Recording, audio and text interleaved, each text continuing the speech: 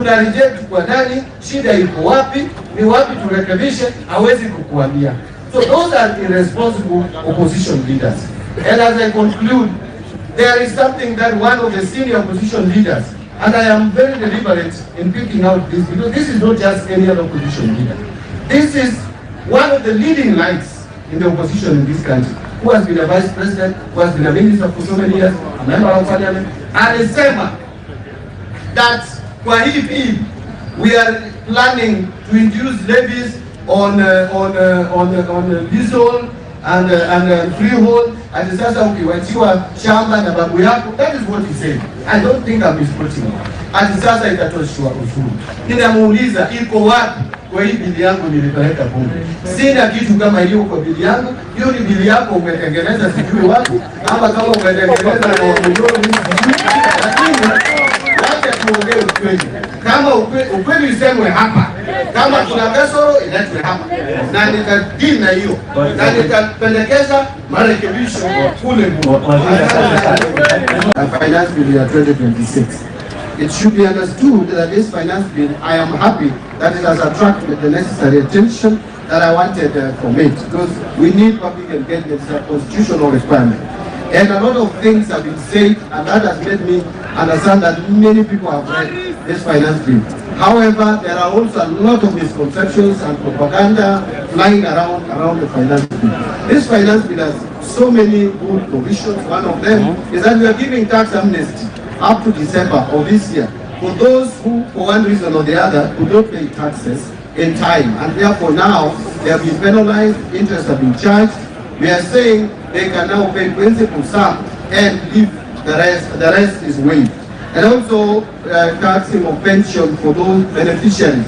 The law allows pensioners to enjoy pension-free, tax-free pensions, but it does not allow beneficiaries the same. So now we are bringing this bill to regularize that, so that those beneficiaries, the children who have lost their parents, or a husband who has lost a wife, or a wife has lost a husband who is a pensioner, can also benefit.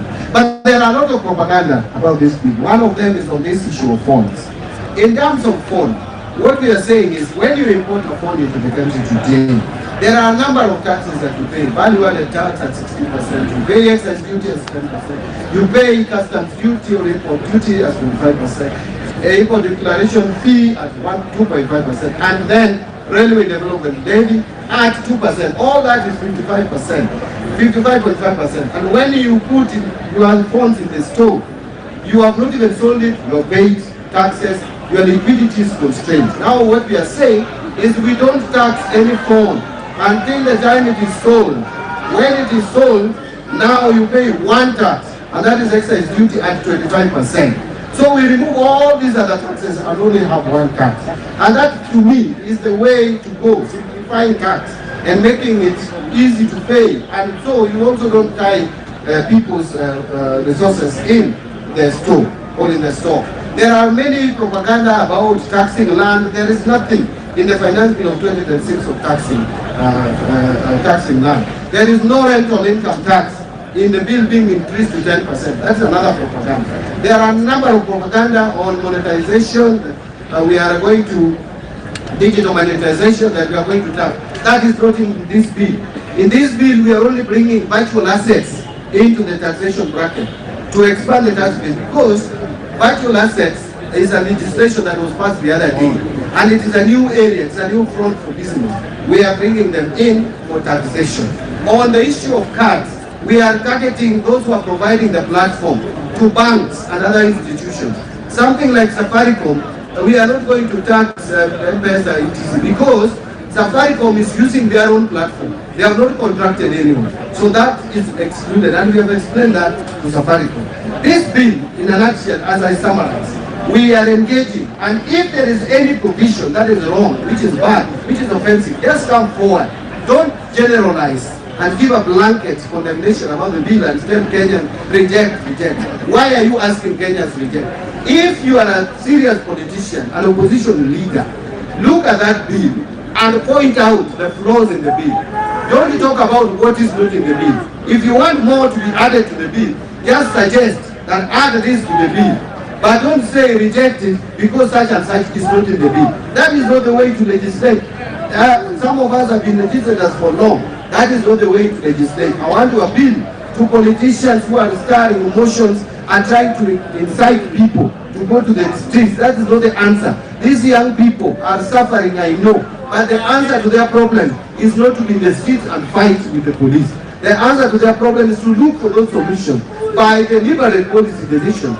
Where we are failing as a government, as an opposition, offer counter policy. Tell us, this government of President Ruto is failing here, we could have done it better here. Yeah. But lastly, don't tell us things that cannot work. Like Tuesday, there was this suggestion on fuel that we should do away with G2G.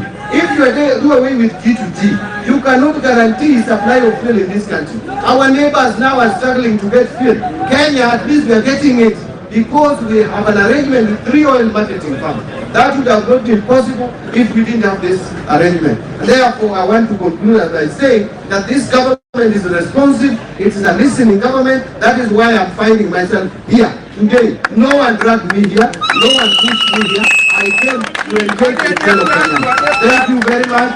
Asanteni sana.